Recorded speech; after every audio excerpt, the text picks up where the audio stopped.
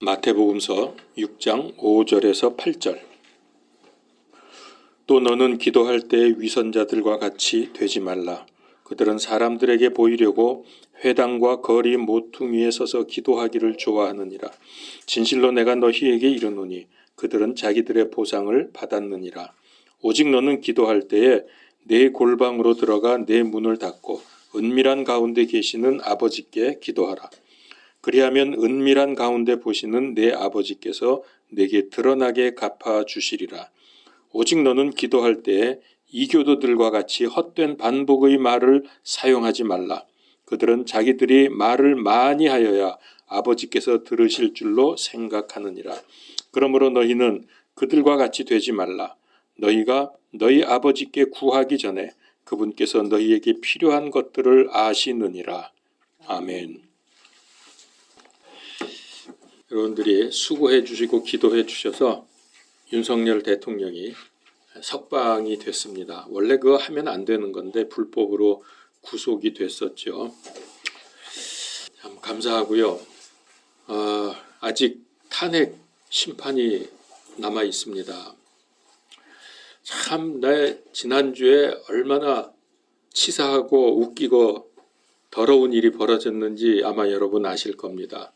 JTBC하고 MBC에서 탄핵 찬성 집회가 조금 나오고 반대 집회가 워낙 10배, 15배, 막 20배 이렇게 계산도 안 될 정도로 그렇게 엄청난 차이를 나타냈는데 아시죠, 여러분들? 이 두 방송국에서 탄핵 반대 집회를 배경으로 해서 이재명이가 설교하는 거를 내보냈고, 또 저쪽 한산한 저쪽 몇 되지도 않는 그쪽 사람들을 배경으로 해서 우파 쪽에서 강연하는 거를 그렇게 바꿔놨어요. 그래서 마치 탄핵 찬성하는 쪽이 엄청나게 많은 것처럼 방송국이 이런 짓 하면 거 당장 폐쇄하고 전부 감옥에 가야 되는데, 이런 거짓말하면 어떻게 그런 일들을 하는지 정말 치졸하기 짝이 없습니다.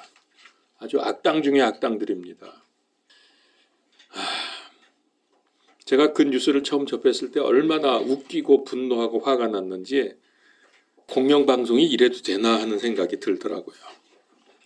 자, 사람마다 생각이 다르지만은 우리가 지금 이런 시대에 살고 있습니다. 또 사람마다 특징이 다 있죠. 이성적이고 논리적인 사람, 감정적인 사람, 배타적인 사람, 수용적인 사람, 그렇게 여러 종류가 있습니다. 믿음 생활도 마찬가지입니다. 그래서 교파가 나뉘게 되고 교회 안에서도 다양한 특징을 보입니다. 어떤 사람은 기도로 모든 것을 풀어내는데 기도가 만사형통이다 그래가지고 기도로 전부 풀어냅니다. 저는 좀 기도에 그런 분하고 비교를 해보면 저는 좀 기도에 약한 것 같습니다. 그래서 말씀을 준비하면서 다짐을 했습니다. 기도를 보강해야 되겠다. 기도하고 특별히 많이 하는 것이 중요하다. 더 중요한 것은 올바른 기도를 하는 것이다 라는 것입니다. 제가 이제 오늘 이런 말씀을 좀 드리려고 하는데요.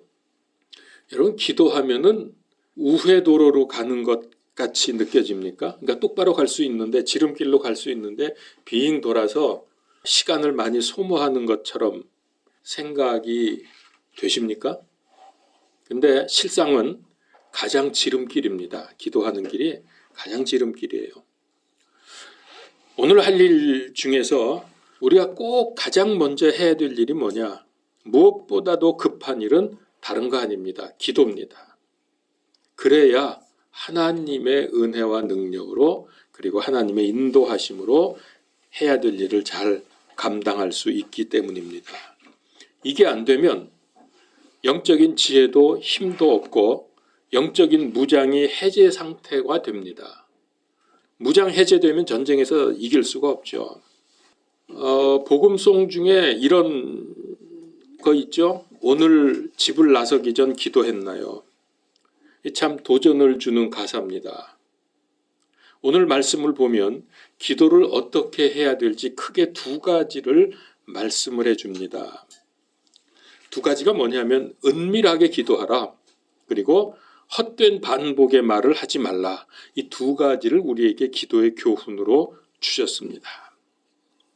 자, 첫 번째, 왜 예수님은 은밀하게 기도하라고 하셨습니까? 은밀하게 기도하도록 골방에서 하라는 예까지 들어주셨어요. 그냥 은밀하게 하라가 아니라 골방에 가서 은밀하게 기도하라. 그러니까 이거는 꼭 골방에 가서 기도해야 된다는 것이 아니라 은밀하게 기도하기 위한 방법으로 주님이 제시한 거죠. 그러면 왜 은밀하게 기도하라고 하는 이유가 무엇일까 하는 겁니다. 이유는 간단합니다. 하나님께 집중하기 위해서. 하나님께 집중하라는 거예요. 기도할 때 주변에 의해서 방해받을 때가 참 많죠. 여러분 해보시면 알지만은 하나님을 향한 이 집중이 분산되고 잡념이 들어오고 다른 생각을 하게 됩니다. 참 이럴 때가 많습니다. 기도하다 보면은.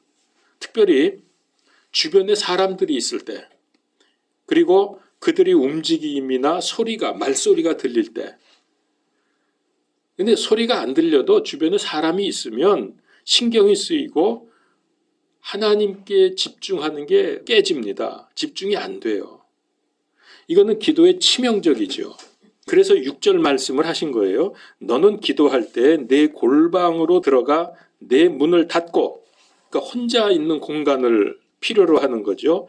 은밀한 가운데 계시는 내 아버지께 기도하라. 그리하면 은밀한 가운데 보시는 내 아버지께서 내게 드러나게 갚아주시리라. 그러니까 드러나게 응답해 주시겠다는 거예요. 그래야 우리가 응답을 받는 거죠.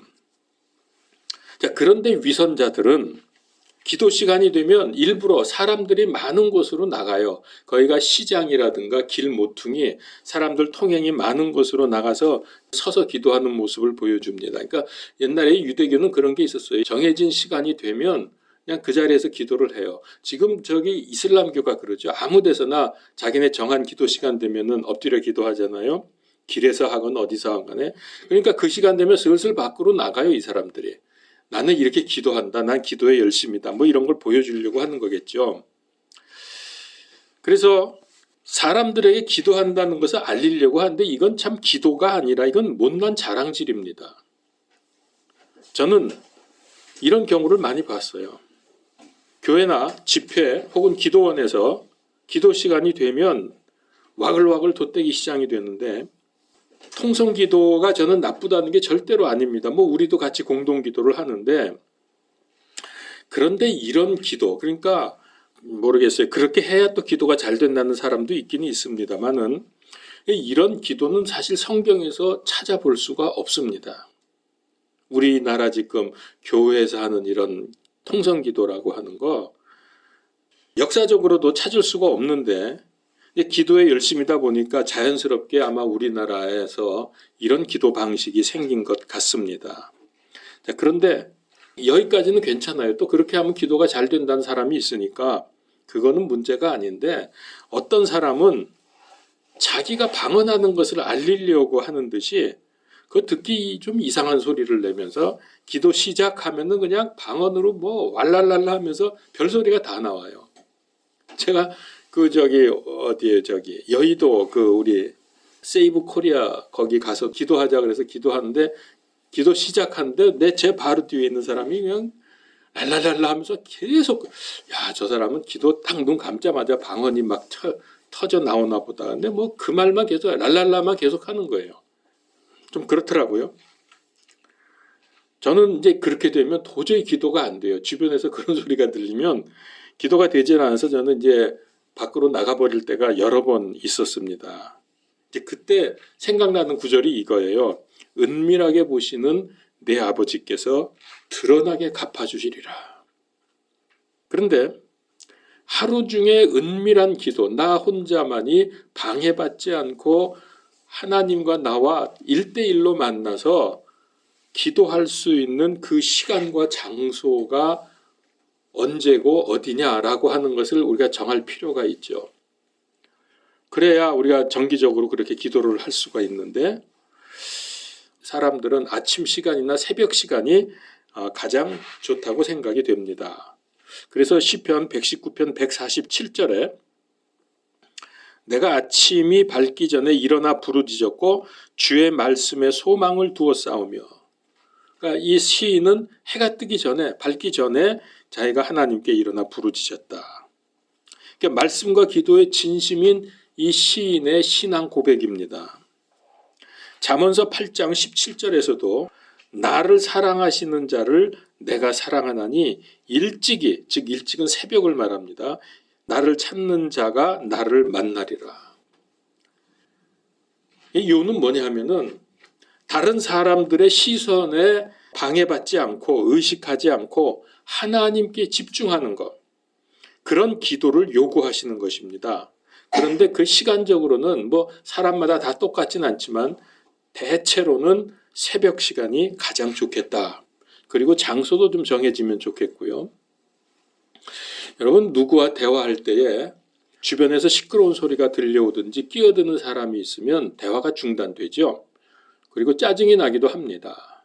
이 기도는 하나님과 나의 단독 대화거든요. 그렇기 때문에 주변의 것들에 의해서 방해받거나 중단이 되지 않도록 그렇게 하라는 거예요. 그래서 이렇게 은밀하게 하는 기도는 기도의 성패가 달려 있습니다. 굉장히 중요합니다. 자, 두 번째 교훈은 뭐냐면 기도할 때에 헛된 말을 반복하지 말라. 이 개역 성경에는 중언부언하지 말라 그랬죠. 뭐 같은 말입니다. 중언이라는 말은 같은 말을 똑같이 반복하는 게 중언이고, 부언은 거기다가 뭐 이 말 저 말 자꾸 덧붙여서 그 말이 그 말인데 이 말 저 말을 붙여서 자꾸 길게 말을 만드는 거, 이걸 중언부언이라 그러죠. 이 종교적인 기도를 하는 사람들은 그렇게 해야 하나님께서 들으실 걸로 생각하기 때문입니다. 왜냐하면 한 번 하나님께 얘기해서는 하나님 이거 들어주실까? 그게 이제 좀 불안하니까 똑같은 말을 계속 반복해요. 그런데다가 이 말 저 말을 자꾸 붙여요. 그래야 하나님이 들으실 것 같으니까. 자, 여기 보면은 이교도라는 말이 나옵니다. 이교도는 누구냐 하면 하나님 모르고 하나님과 관계없는 사람을 가리킵니다. 이 사람들은 기도 시간은 길어야 자기들이 믿는 신이 들어준다고 하는 관념 때문에 그렇게 했습니다. 그러면 왜 그리스도인들에게는 그렇게 기도하지 말라고 하셨는가? 그건 이방인들, 즉 하나님과 관계없는 그런 종교인들의 기도 방법이고, 그들은 하나님을 모르기 때문에, 믿지 않기 때문에 그 방식을 따라가지 말라는 거예요. 여러분, 새해 1월 1일이 되면 많은 사람들이 우리나라에서는 정동진이라는 저 동해안 그 바닷가에 가면은 거기가 제일 동쪽으로 뭐 정면으로 해가 떠오르는 게 보인다든가 뭐 그래서 이름이 정동진이라면서요. 이제 거기에 갑니다. 하루 전날 가기도 하고 뭐 이렇게 해서 거기서 하룻밤 자고 그 다음에 아침에 해가 뜨기 직전에 나와서 바다를 이제 동해를 바라보면 해가 떠오르는 게 보이겠죠. 해가 떠오르는 순간에 이제 손을 모으고 기도를 합니다. 제가 어느 날 뭐 저는 그런 생각이 없으니까 서울에 저쪽에 살 때 저는 이제 아침에 5시 되면 이제 일어나서 뒷산에 거기 이제 올라가서 운동을 했었는데, 그날은 올라가니까는 보통은 뭐 한 10대 명 와서 뭐 늘 그 사람이 그 사람이에요. 운동하고 얘기하고 이러고 있는데, 그날은 올라가는데 산에 그냥 사람들이 가득가득 올라간지 수천 명, 수만 명이 올라갔더라고요. 그래서 이게 도대체 웬일인가? 이상하다 그러고 올라갔죠. 그래서 뭐 그냥 그 위에 올라가서 뭐 얘기들 하고 그러고 있어요. 이제 아직 껌껌할 때인데, 그래서 이 사람들이 왜 이렇게 마음 결심하고 아침에 일찍 일어나서 산에 오르기로 등산하기로 작정을 했나. 그리고 전 더 이상 생각을 안 하고 정상의 한쪽 옆에 운동기구가 있는데 이제 거기 가서 운동을 하고 있었는데, 조금 운동하고 있는데 뭐 슉슉슉슉슉슉 이런 소리가 막 들려요. 그래서 이 무슨 소리인가 그러고 보니까 해가 그때 떠오르고 있었어요. 거기 산에 와서 보니까 그 뭐 젊은 애들 있고 학생들도 있고 그런데 보니까 그 해에다 대고 두 손을 모으고 기도를 하는 거예요. 뭐라고 뭐 샤샤샤샤 하면서 막 기도하는 소리가 들려. 그래서 그때서야 제가 알았어요. 오늘이 1월 1일이었구나. 그래서 다들 올라와서 정동진에 못 간 사람들이 여기 와서 이렇게 해 떠오르면 기도하는구나. 그때서야 제가 깨달은 거예요. 근데 제가 그것을 아는 순간 갑자기 화가 나더라고요. 동네 사람들일 텐데 다 거기가. 그래서 저도 모르게 큰 소리로 막 떠들었어요. 해가 무슨 소원을 들어주냐고.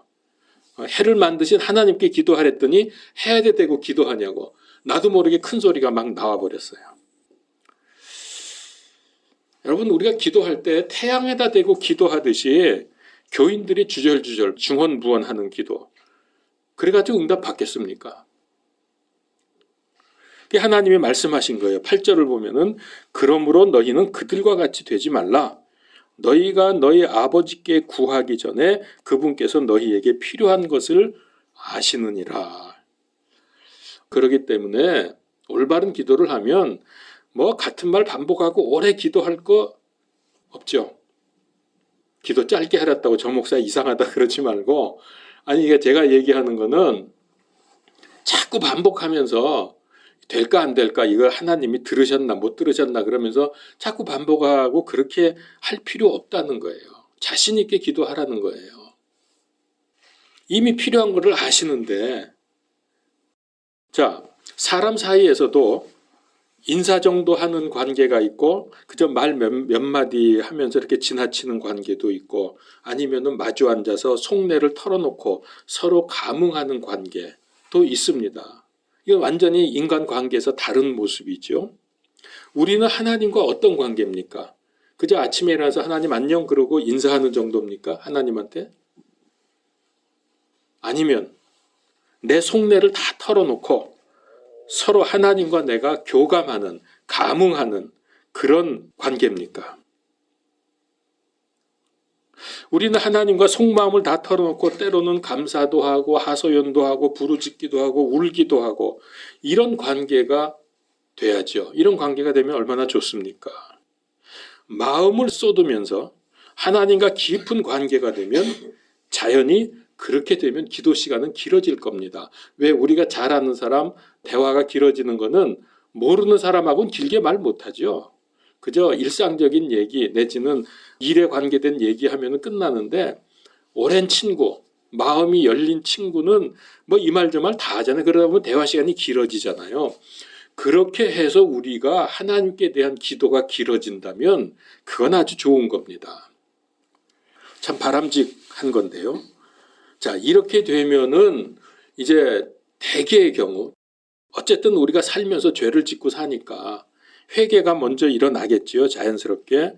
그러면서 내가 이제 하나님과 교감을 하면서 마음이 통하면서 어떤 현상이 일어나냐면 하나님의 마음을 알게 되고 내가 갖게 돼요. 하나님의 마음.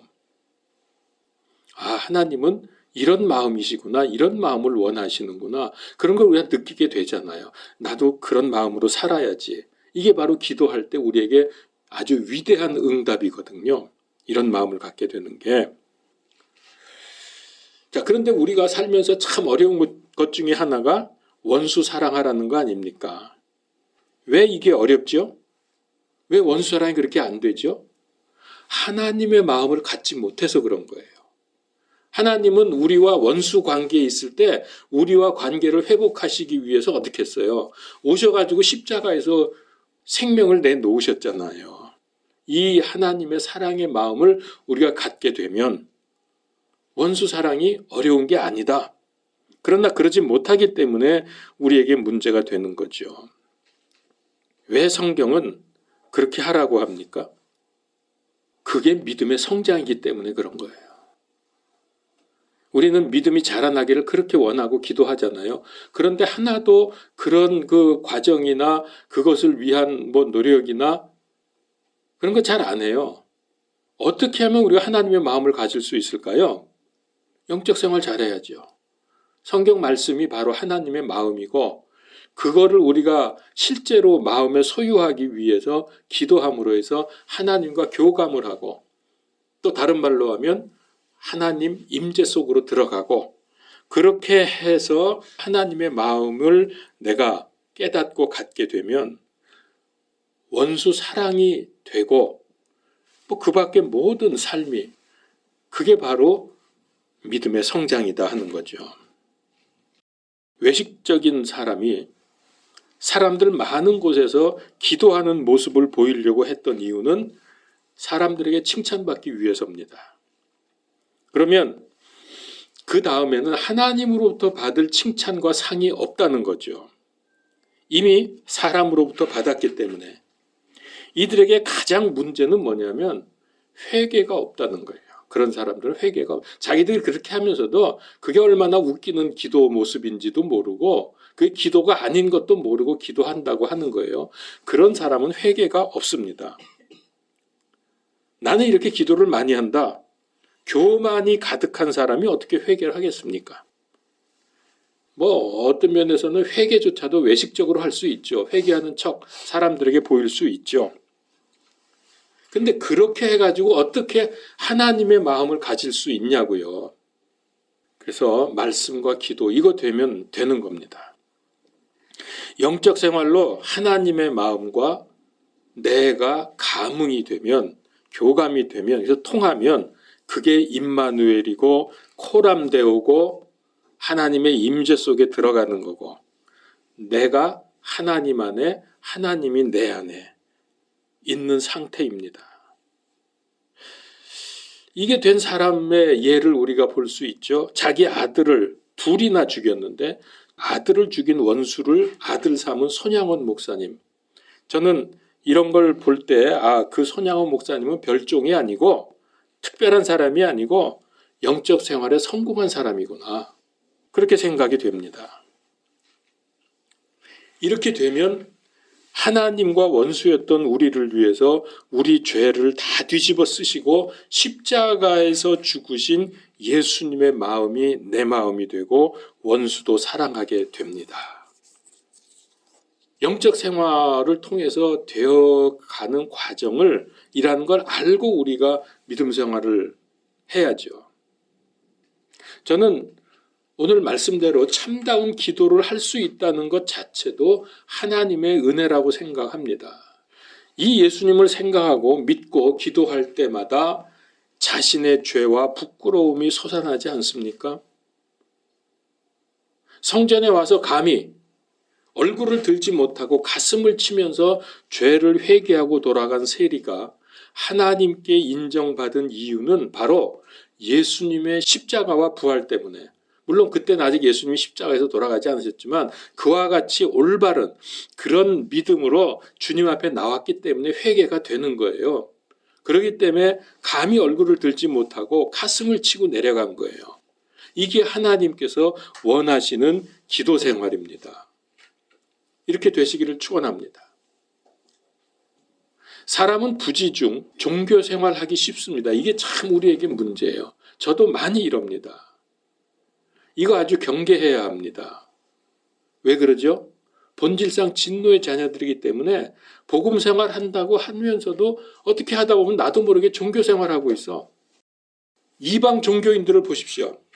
천주교인들 늘 손에 묵주를 돌립니다. 전철에서도 보면 묵주 돌리면서 중얼중얼 기도하는 사람들이 있어요. 회교도들 하루에 5번씩 시간 맞춰서 어디서든지 궁둥이 하늘로 쳐들고 엎드려 기도합니다. 스님들 날마다 새벽 예불 드리고 팔꿈치 무릎이 마르고 닳도록 절합니다. 3,000배인가 얼마인가 하는. 무당들은 또 고행한다고 산기도 가가지고서 정말 그들은 기도의 진심입니다. 제가 신림동 난곡에 무당들 거기 무당들이 많이 살거든요. 그 골짜기에. 가면은 제가 늘 이제 그때 매주 한 번씩 들어갔는데 문 두들기면 이제 나오는 사람도 있지만 반 이상은 거의 없어요. 문이 잠겨 있어. 이제 옆에 있는 분한테 여기 있는 이분 어디 가셨냐고 왜 이 시간에 없냐 그러면은 산기도 갔을 거라고 그러더라고. 그들은 사는 날 중에 반은 산기도를 가요. 그래서 제가 어느 날 물어봤어. 그 무당한테 그 산기도 그거 가시면 어때요? 그 좋아요? 그랬더니 아유 좋기는요 무서워요 그러더라고. 산에 그 깜깜한데 밤에 혼자 무시무시하거든요. 산속에서 바람 불면은 별소리가 다 나잖아요. 그러면서 아니 귀신 섬기면서 귀신이 무섭냐고 그랬더니 아우 자기는 무섭대. 근데 다 그런데요. 그 무서움을 참고 기도를 해야 길게 하면 그 사람도 보름도 갔다 온다 그래요. 길게 할 때는. 그렇게 해야 또 영빨이 생긴다네. 그런 식으로 그들은 기도 생활을 해요. 그게 다 종교적인 기도 아닙니까? 그냥 그렇게 했다는 거죠. 나는 묵주 돌렸다. 나는 마르고 닳도록 엎드려서 절하면서 기도했다. 이런 거예요. 나는 시간 맞춰서 기도했고. 그런데 우리 하나님한테는 그런 게 안 통하거든. 했다는 게 중요한 게 아니라 내 마음이, 내 마음 속에 저 깊이 들어있는 동기, 이게 중요한 거지. 매일 기도했다, 시간 맞춰서 기도했다, 힘들게 기도했다, 이거는 의미가 없다는 거예요. 그러니까 우리가 꼭 기도뿐만이 아니라 신앙생활 하다 보면 나도 모르게 종교생활 할 때가 많아요. 오늘 주일날 교회 간다, 무조건 아무 생각 없이 그냥 왔다가 또 가고 이런 거. 말씀을 기대하고 예배를 통해서 하나님 만나고 영광 돌리고 또 삶에서도 계속 그게 돼야 되는데 그냥 그게 안 되고 마음은 딱딱해져 가지고서 하나님과 관계 없으면서 하나님 믿는 척하고 이런 경우들이 얼마나 많습니까? 하나님은 이런 식으로 열심과 노력하기를 원치 않으십니다. 예수 그리스도 십자가 피로 씻음을 받고 죄 용서받고 부활에 동참한 하나님의 자녀들은 이런 종교에 빠지면 안 됩니다. 아무리 오래 기도하고 같은 말을 수없이 반복해도 하나님께는 의미가 없다니까요. 이방 종교의 기도 방법이 기독교에 도입된 경우도 많습니다. 예를 들면 이렇습니다. 그 짧은 문구를 수천 번, 수만 번을 무한 반복해서 가슴판에 새긴다. 그걸 내 의식 속에다 아로 새긴다. 그런 주장이 있어요. 그래서 제가 전에 어떤 저 선배 목사님인데 저보고 그러더라고요. 이렇게 기도해 보라고. 그러면서 뭐냐 그랬더니 주여 내게 긍휼을 베푸소서. 이 말을 끝없이 반복을 해보라는 거예요. 주여 나를 긍휼히 여기시옵소서. 계속. 그러면 어느 순간에 눈물이 난대요. 그러면서 어떻게 된대나? 여러분 이게 만트라 기법이라는 건데요. 이게 힌두교에서 시작된 겁니다. 그 이방 종교가 이걸 다 받아들였어요. 그래서 같은 말을 계속 반복을 해요. 그러면 어떻게 자기 감정이나 자기 어떤 그런 거에 겨워져 가지고서 마치 자기가 하나님을 신을 만난 것 같이 그런 느낌을 받게 되거든요. 사람들이. 이런 걸 천주교에서도 하고 불교에서도 하고 회교도에서도 하고 그렇게 다 하고 있어요. 그 일본에서 시작된 남묘 호랑개교라는 종교 우리나라에도 꽤 있습니다. 이 사람들이. 똑같은 말을 뭐냐면 남묘 호랑개교 이게 무슨 뜻인지 제가 지금 정확히 모르겠는데 이 말을 30만 번을 반복하면 소원을 성취한다고 가르칩니다. 그래서 이 사람들은 길 가면서 남묘 호랑개교 남묘 계속 그러고 다녀요. 근데 제가 들어봤는데 실제로 그렇게 했더니 자기 소원이 이루어졌다고 하는 간증을 제가 들은 적이 있습니다. 그 하나님이 주신 응답일까요?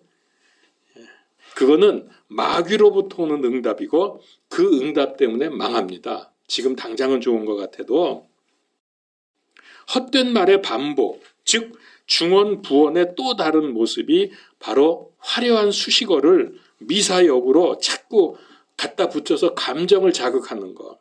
중언부언하지 말라 그랬잖아요. 내가 아뢰할 것만 딱 정확히 아뢰면 되는 거예요. 확실한 마음을 가지고. 그러면 하나님께 드리는 기도가 졸지에 어떻게 돼요? 인간의 감정에 호소하는 인간에게 인정받는 결과를 가져오게 됩니다. 그건 기도가 아니죠. 그 수식어, 형용사를 갖다가 자꾸 붙이면 사람의 감정을 움직일 수 있거든요.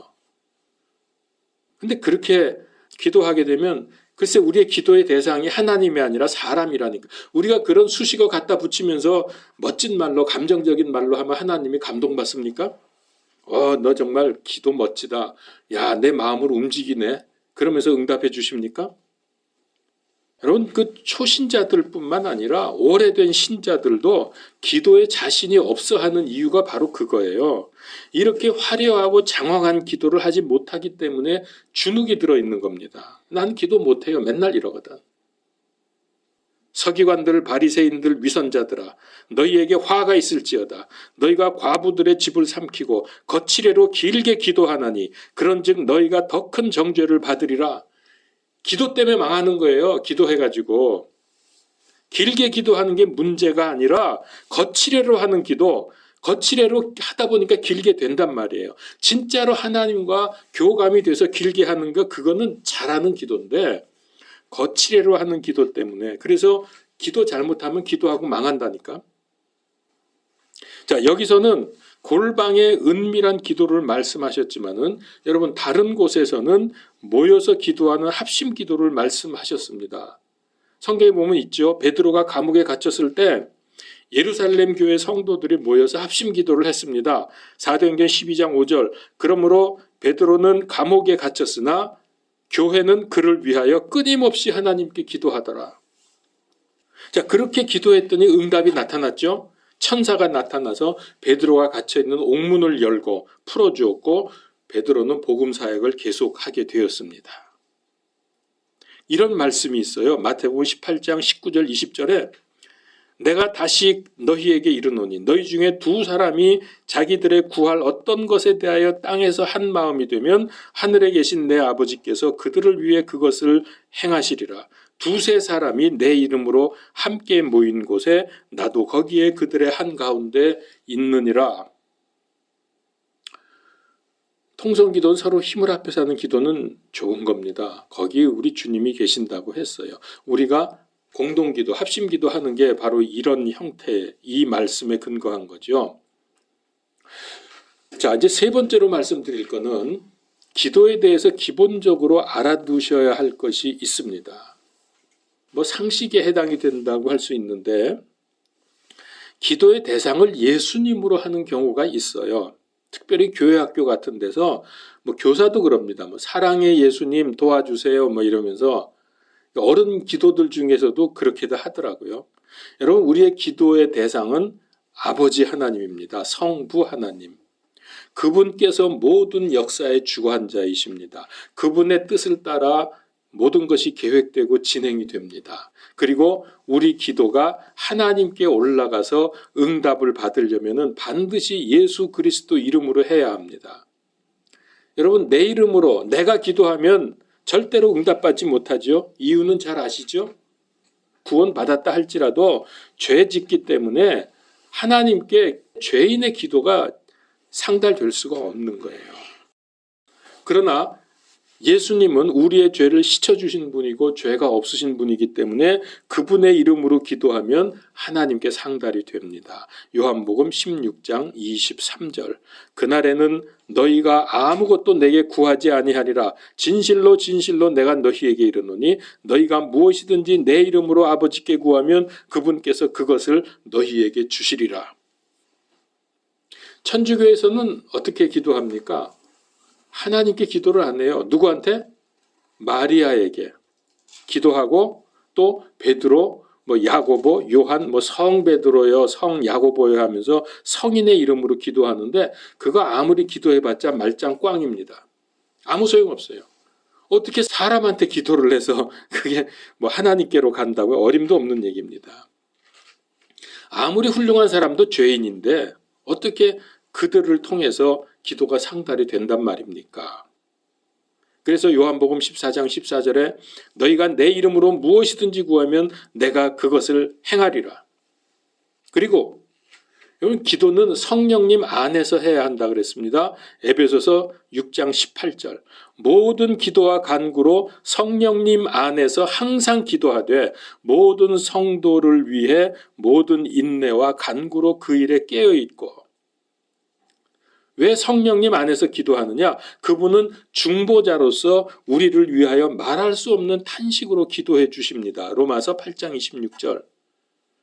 이와 같이 성령님께서도 우리의 연약함을 도우시나니 우리가 마땅히 기도할 바를 알지 못하나 성령님께서 신음으로 친히 우리를 위해 중보하시느니라.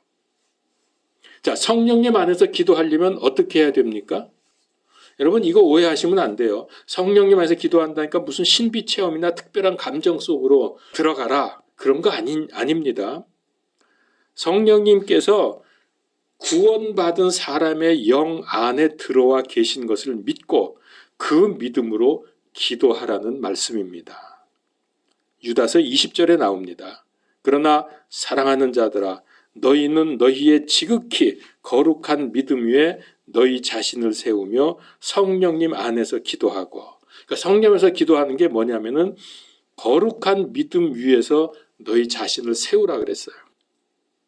뭐 무슨 환상을 본다든가 뭐 이상한 음성을 듣고 뭐 그런 감정이 뭐 특별히 이상한 감정이 들어오고 이런 거 말고, 그런 거 아니고 믿음에 서서. 그러니까 이제 정리를 하면은 기도할 때 기도의 대상은 우리의 기도를 들으시고 응답하시는 분 아버지 하나님.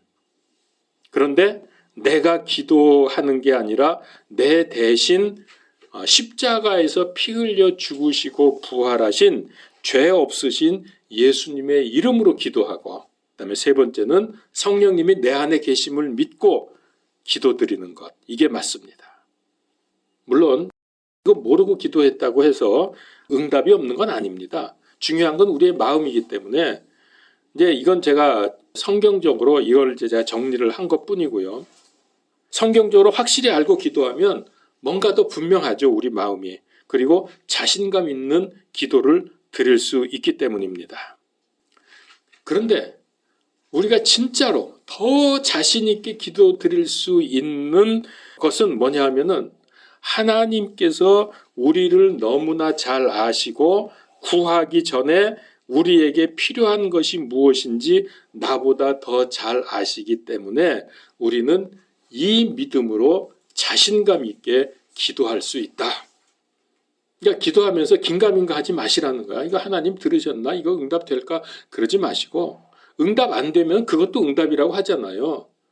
그러니까 기도하면서 확신을 가지고 기도해야지 긴가민가 하면서 뭐 들었나 안 들었나, 뭐 내가 뭐 응답 받을 수 있겠나 이러면서 기도하면 안 됩니다. 자, 마지막 한 구절 보고 마치겠습니다. 시편 139편 2절에서 4절.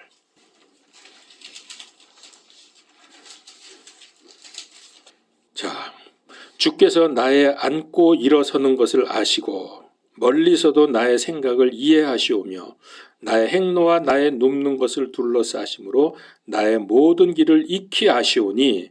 얼마나 잘 알고 계십니까, 우리를. 보소서, 오 주여, 내 혀의 말 중에 주께서 알지 못하는 것이 단 하나도 없나이다.